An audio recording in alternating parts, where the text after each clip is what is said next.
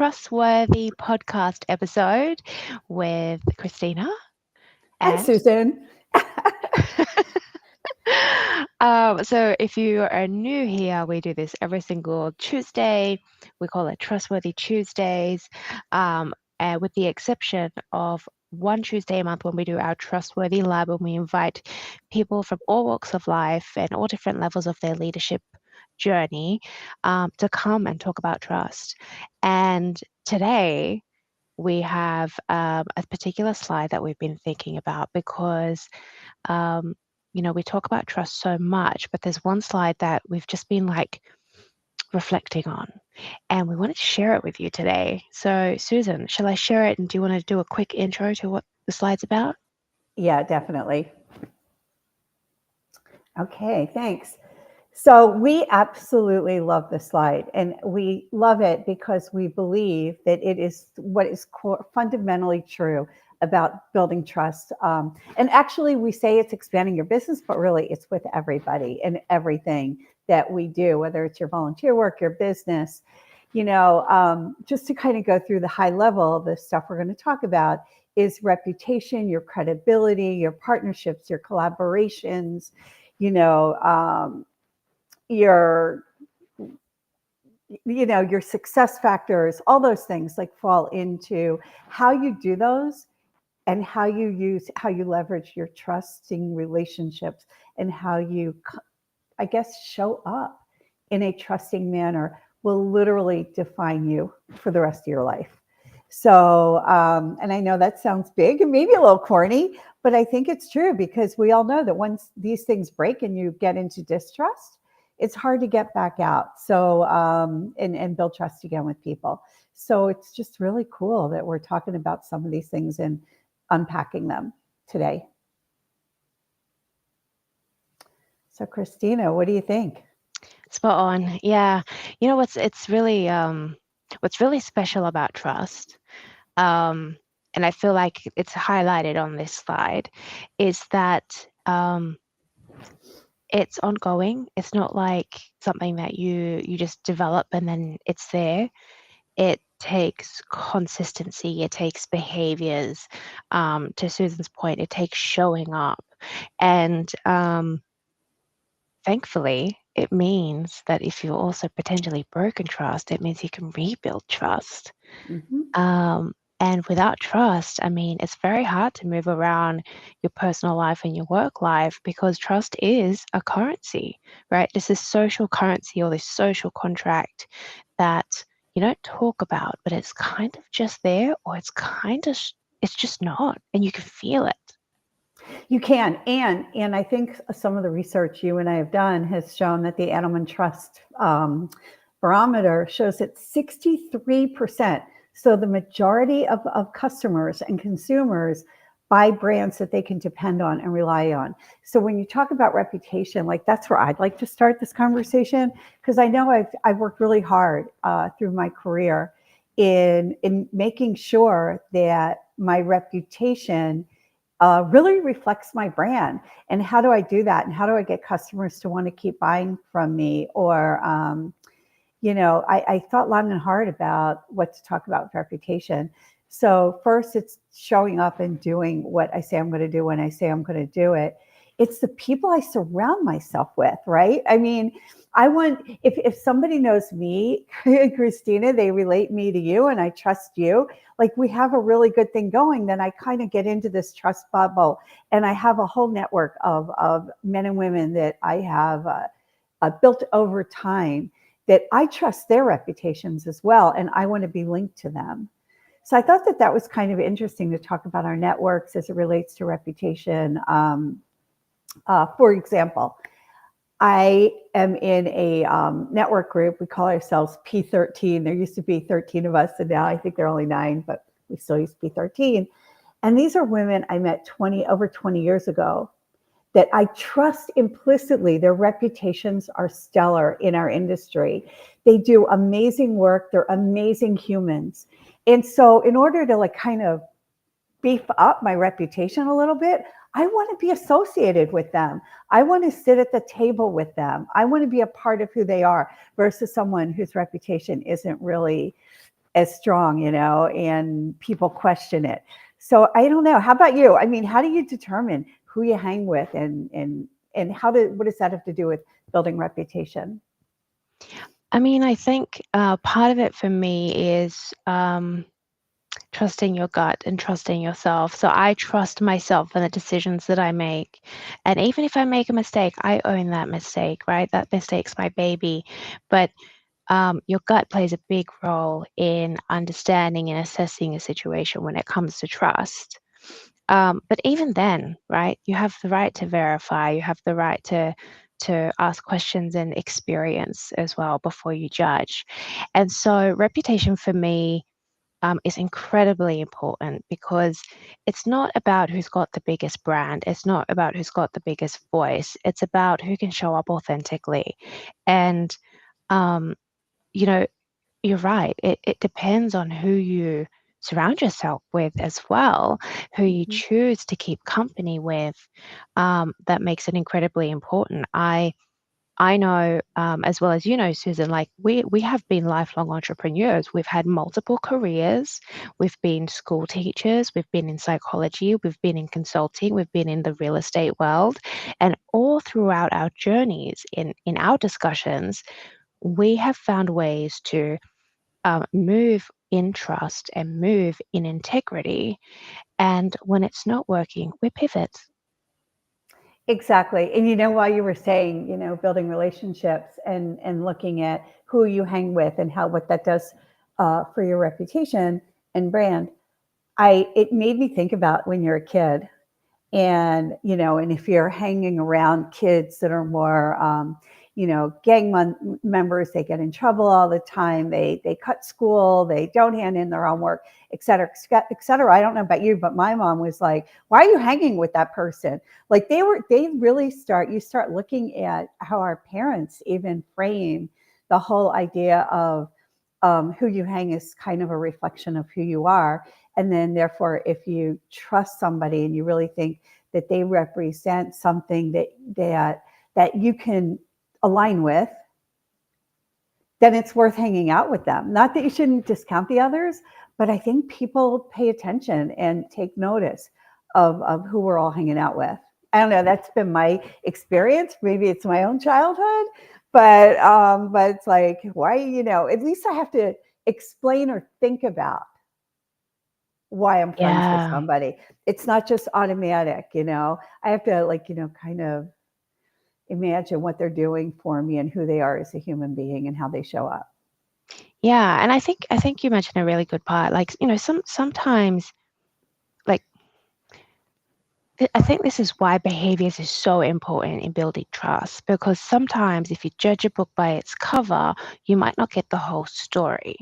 Right. But if you sit with it and you understand and you interact or you observe certain behaviors, you can say, "Oh, hold on a minute.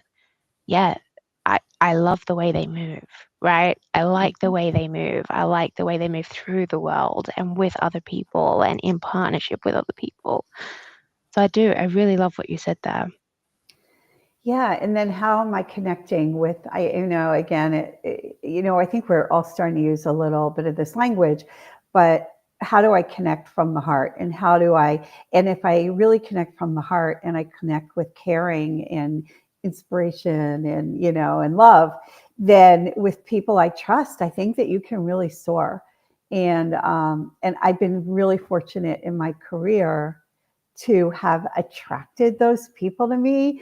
I'm hoping I'm attracted back. They're happy they've come into my life, but there's kind of like-minded people get attracted to each other, and I'm just blown away by how much I trust my network and why I trust them.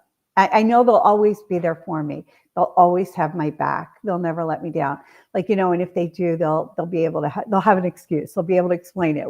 Sometimes we all blow it on occasion, but do we really circle back? And that's another thing. If we talk about reputation with people or customers or our places of employment, once you do blow it and it's something you aren't quite you don't deliver as expected when you're supposed to deliver, you know if you have a stake in that relationship and your reputation is at stake and you want them to continue to trust you, really making sure you circle back and fix that problem. Just don't ignore it and hope it goes away, but really own up to and say, hey, sorry, I missed that. I really hope it didn't impact you in any big way. Can I help you if it did? And really circle back, because that reputation in that brand is just critical to trusting relationships. Yeah, spot on. I think that that's why it's so important. Transparency and communication is important because sometimes you're trying to build trust with someone who is a completely other walk of life than you, right? You've potentially never had experience with this person. You're thinking, goodness, I've never met anyone like this, or I've never been in this circle before. I have no idea what I'm doing. How am I going to build trust? And again, transparency, open communication, it's not about being a people pleaser. Again, it's about behaviors. And so I think I really want to make that distinction because I have heard in the past, well, if all I'm doing is trying to please you or trying to show up the way you want to see me, aren't I just a people pleaser? And the answer is no. It's not about that. It's not about the other person. It's about showing up authentically and in trust yourself, and they will recognize that they can trust you. I absolutely think that's incredible, and it's so true.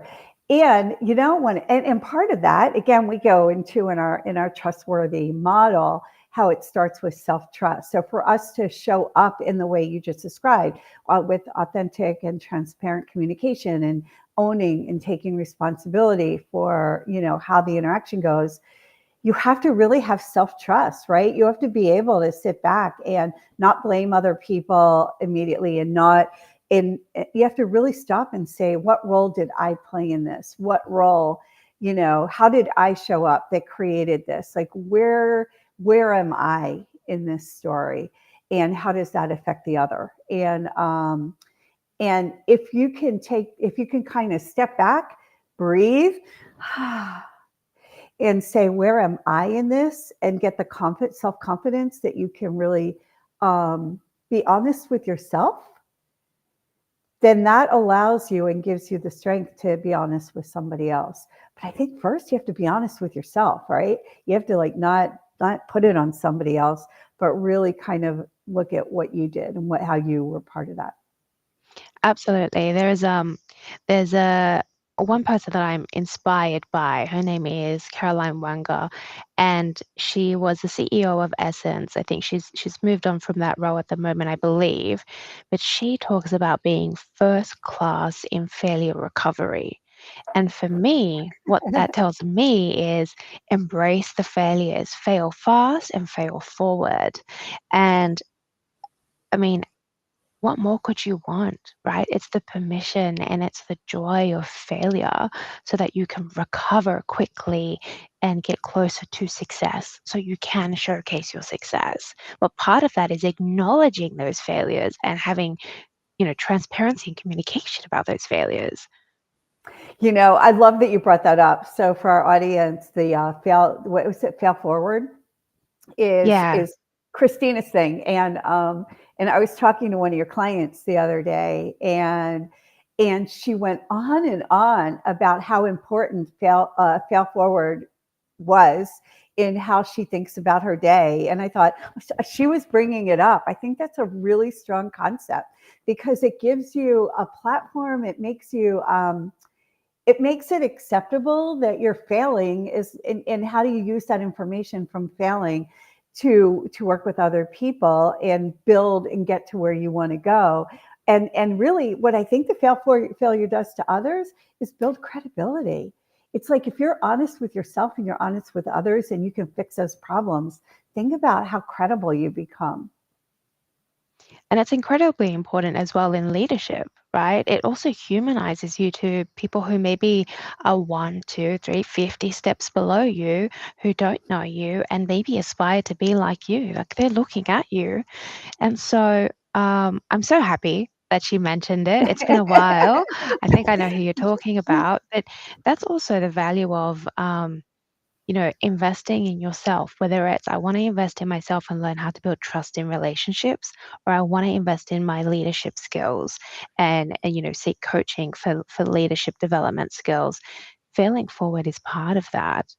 And I'm so happy that you brought it up in the conversation with It you. was it was great. I was, which meant that it did make a difference with the work that you did with them on at least her life.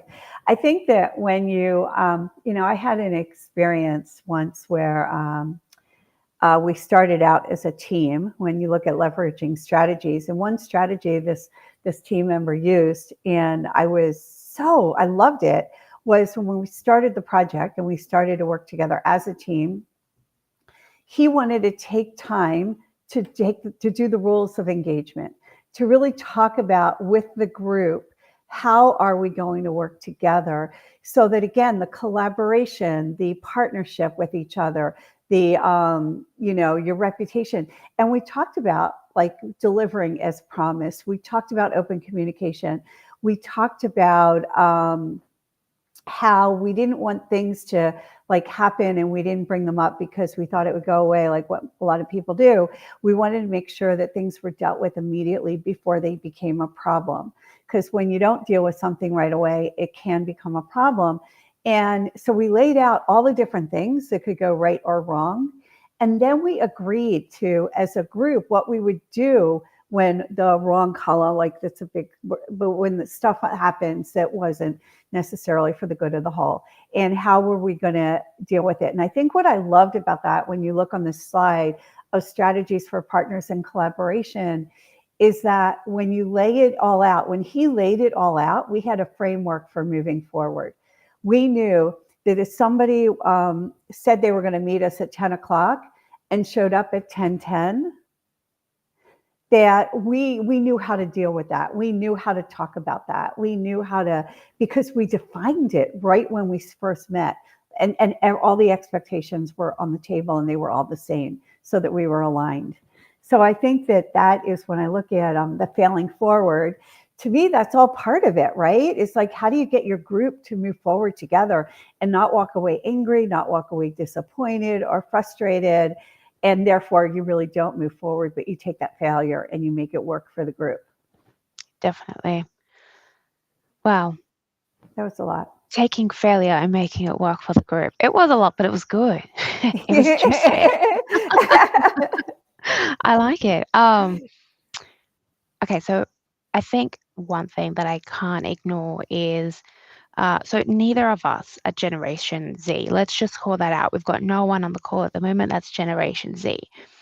But what I love about this is that we are cross-generational, but when it comes to building trust, I feel, based on all the conversations I've had with Gen Zers, is that they've had a really tough time because of the climate they've grew up in and the everything that they've experienced in the world in their short lifetime, kind of compacted in pretty rough years.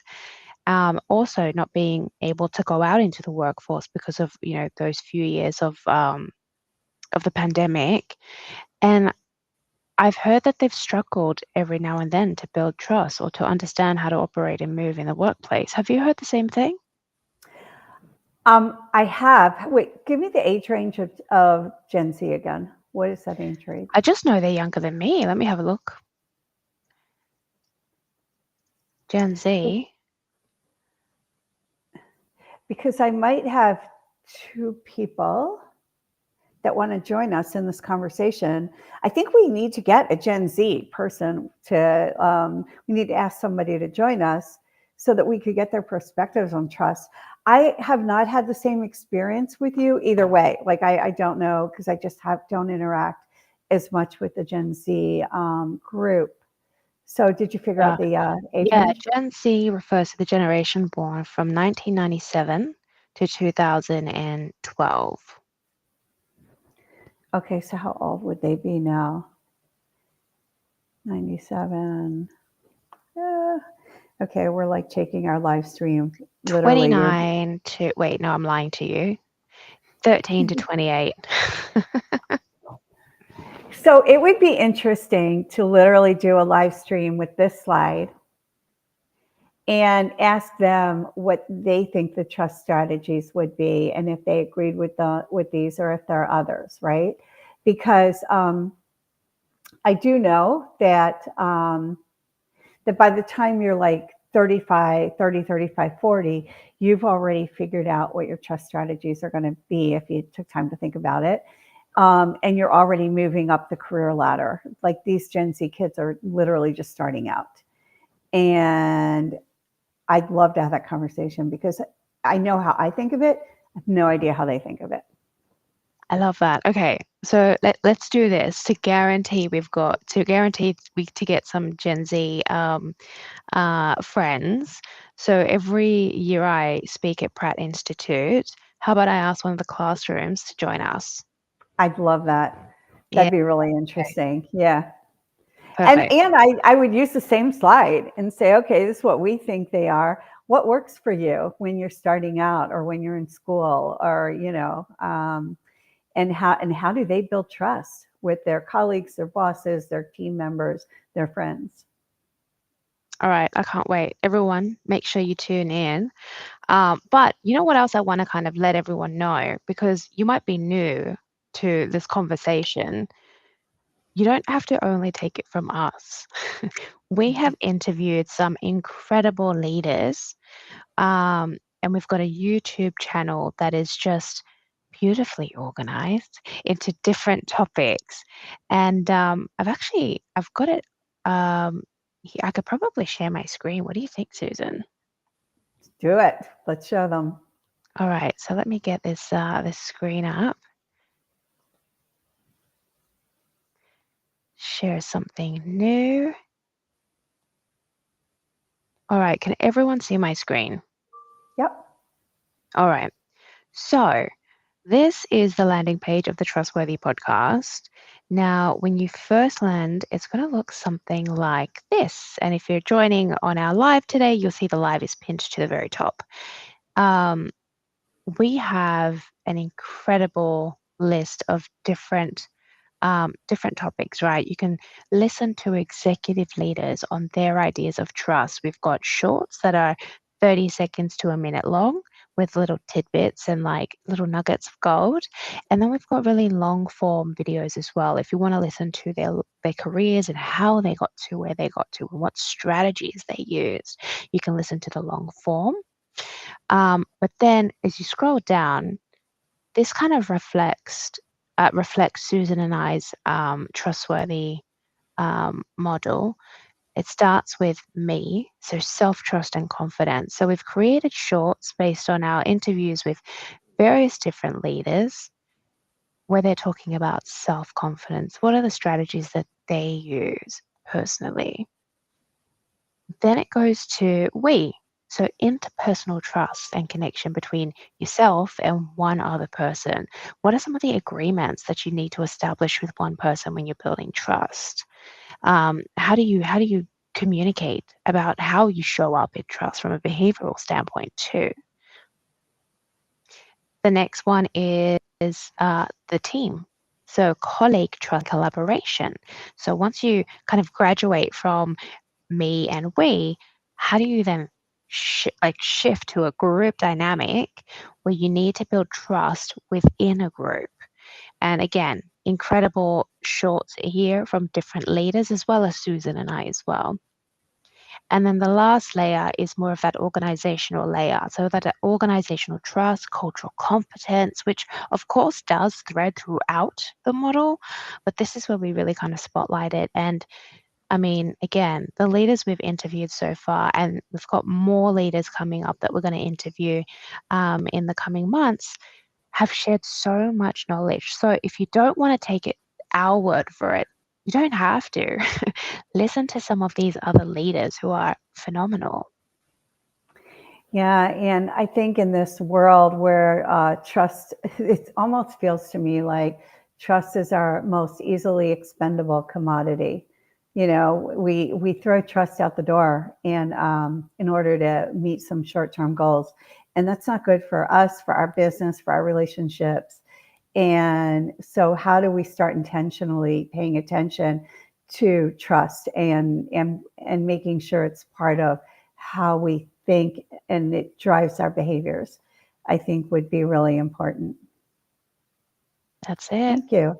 And You're very welcome. and yeah, I love that we showed our audience that, and also know that while we're showing things, Chris and I would be thrilled to come and speak to your organization if you are struggling with, employee engagement or getting things done the way they need to get done or meeting your goals and objectives. I think we'd be thrilled to come and talk to you about what does trust have to do with all that, because they say that it is, all the research shows it's the foundational piece for moving your business forward. So when you have those questions, and I know there are a bunch of others, and maybe we can put the questions in the show notes, like how do you know whether or not to bring us in to talk to you?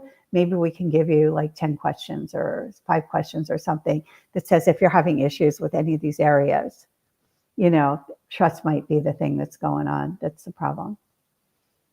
Love that. Oh, that's special. So with that,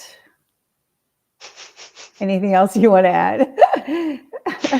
I don't know. I feel like if I open another can of worms, we'll be here for another hour. But there's just so many topics on trust. I guess the other thing I'll add, Susan and I are always on a mission to show up authentically for anyone that is listening. So if you have questions for us, that's great too. We are an open book. We do show up authentically, and that's something that I'm really proud of, and that Susan's really proud of, and we're happy to even sign off our email saying "in trust" because we mean it.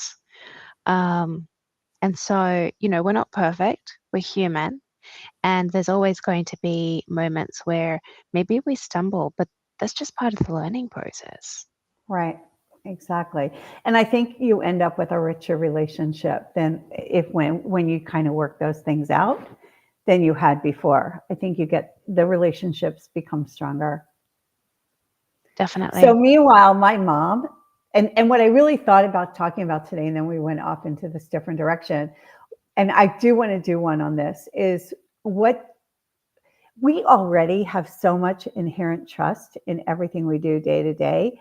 I don't think we even realize it. Like, for example, I have to go because I have to take my mom to the dentist. I'm here taking care of her in Philly, taking care of her for a little bit.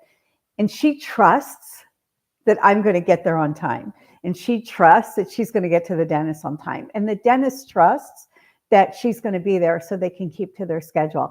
There's so much that goes on when we think about, oh, trust is so difficult. It's really not. We actually have a lot that goes on in our lives that we trust automatically. And yet, if I'm late for my mom, then she'll probably wonder whether she can trust me next time. So it trust drives everything in how we show up in relationships. It So with really that, does. with that, I have to go. Take Sending my you mom and to your the mom dentist. so much Yep. love. Back at you. Absolutely. Thank Back you, at you. everyone, for tuning Thanks in. all. See you next We'll do. time. Ciao.